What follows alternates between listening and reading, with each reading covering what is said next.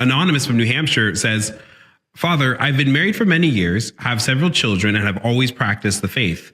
But suddenly I see that I'm married for the wrong reason, had children for the wrong reason, and homeschooled for the wrong reason.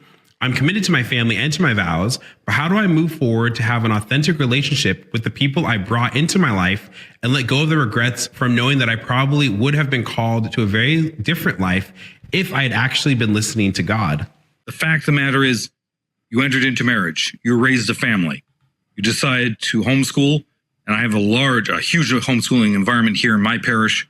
I'm in a diocese where if we have 41 grade schools run by the church, for every kid in Catholic school in my diocese, there's 3 kids who are homeschooled.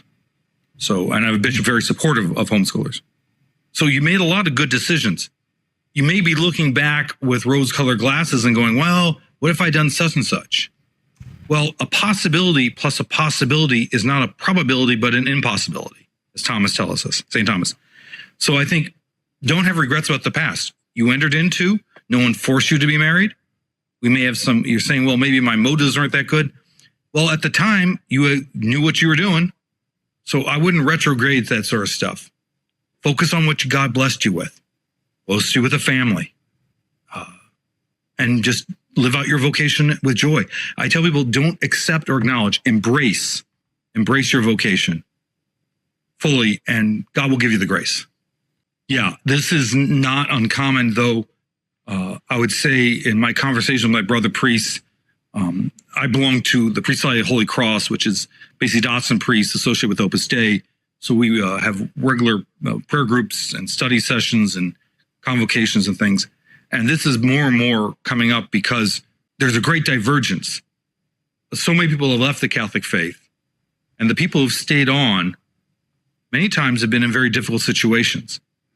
And when you're in a kind of a dark place and people are saying, well, just push on, that doesn't help.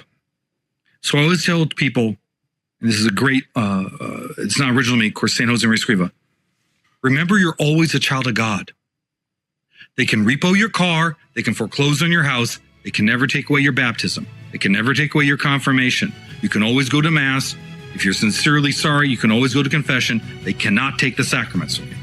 And what we need to do is to repeatedly, over and over, re-emphasize the fact that we are that child of God and the world cannot take that from us. And then always remember that there's a difference in being kind of sad sometimes, which we pass through, but the joy will come through. It'll come through.